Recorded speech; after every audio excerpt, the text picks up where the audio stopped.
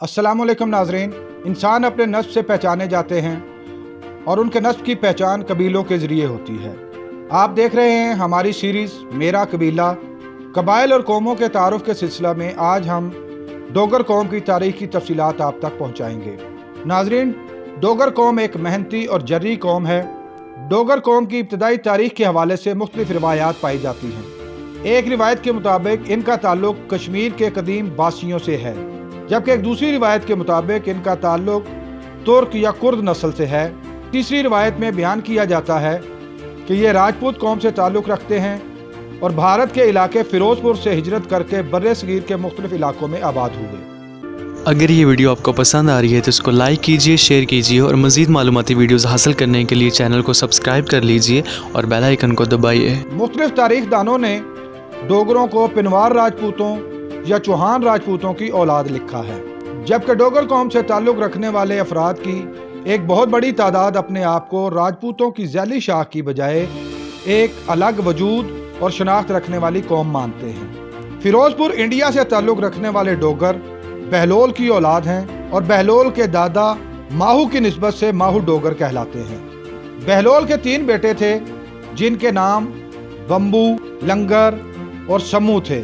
Bamboo की औलाद से ताल्लुक़ रखने वाले डोगर फ़िरोज़पुर और मल्लावाला में आबाद हुए, जबकि लंगर की औलादें खाई शाख के डोगर कहलाते हैं। इसी तरह सम्मू की औलाद से डोगर कसूर और पाकपतन के गिरदोरवा में आकर आबाद हुए।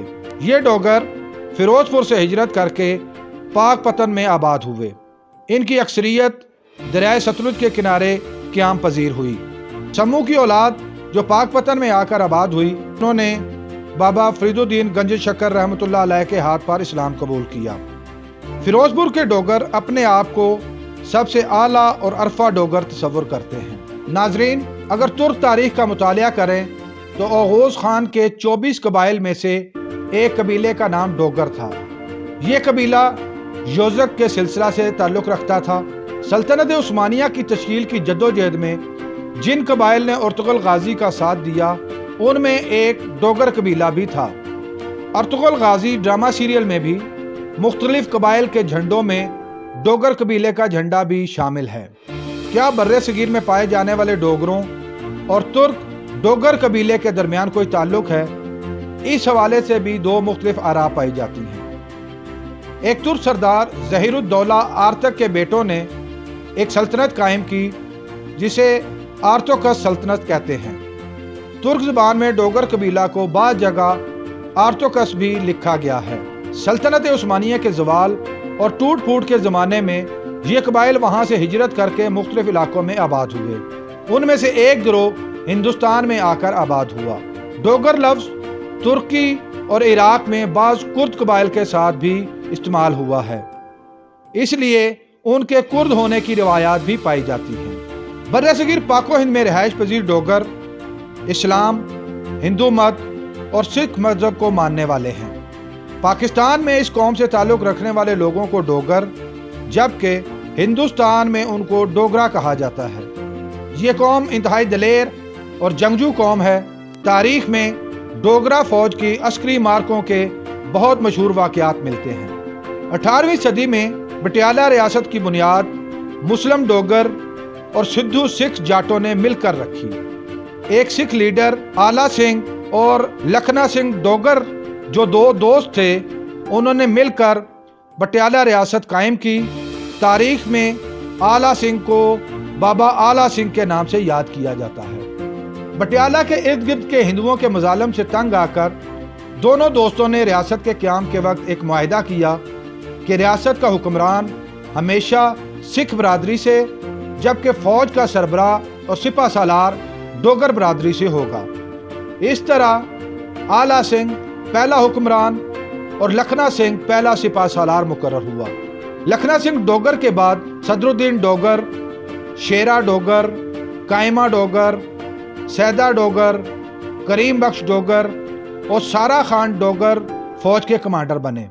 जंगो जदल में बहुत ज़्यादा जानी नुकसान के बाद ये कबीला हिजरत करके पाकिस्तान में आ गया और सरदार शाकिर खान डोगर का ख़ानदान मुजफ्फरगढ़, जबकि सरदार मखदूम डोगर का ख़ानदान शेखुपुरा खानका डोगरा में आबाद हुआ। सन 1762 में जम्मू का राजा रंजीत देव था। उसके पास एक ताकतवर डोगरा फौज थी, जबकि इस इलाका में अहमद शाह अब्दाली की हुकूमत का नुमाइंदा जीवन मल था। जीवन मल ने किसी वजह से अहमद शाह अब्दाली की बगावत कर दी। इस बगावत को कुचलने के लिए अहमद शाह अब्दाली ने नूरुद्दीन खान की क़यादत में एक लश्कर रवाना किया। राजा जीवन मल को इत्तला हुई तो उसने महाराजा रंजीत देव से मदद मांगी। महाराजा ने बहुत बड़ी फौज रवाना कर दी। कीरा अदड़ के मुकाम पर दोनों फौजों का आमना सामना हो गया। जीवन मल और महाराजा की फौज का मुश्तरका कमांडर बख्त मल शुरू में ही फौज का एक हिस्सा लेकर अहमद शाह अब्दाली की फौज के साथ मिल गया। राजा जीवन मल को शिकस्त हुई और उसे गिरफ्तार कर लिया गया। नूरुद्दीन खान ने उसकी दोनों आंखें निकाल दी और उसे अहमद शाह अब्दाली के पास भेज दिया। अहमद शाह अब्दाली ने उसको गद्दारी के जुर्म में कत्ल करवा दिया।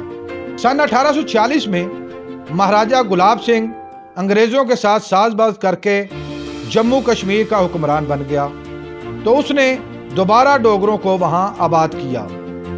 सन 1846 में अंग्रेजों और महाराजा गुलाब सिंह के दरमियान अमृतसर में एक मुआहदा हुआ, जिसे मुआहदा अमृतसर कहते हैं। इस मुआहदा के तहत अंग्रेजों ने एक साजिश के तहत रियासत जम्मू कश्मीर को महज 75 लाख रुपए के इव्ज महाराजा गुलाब सिंह को फरोख्त कर दिया और इस तरह वो इस रियासत का हुक्मरान बन गया।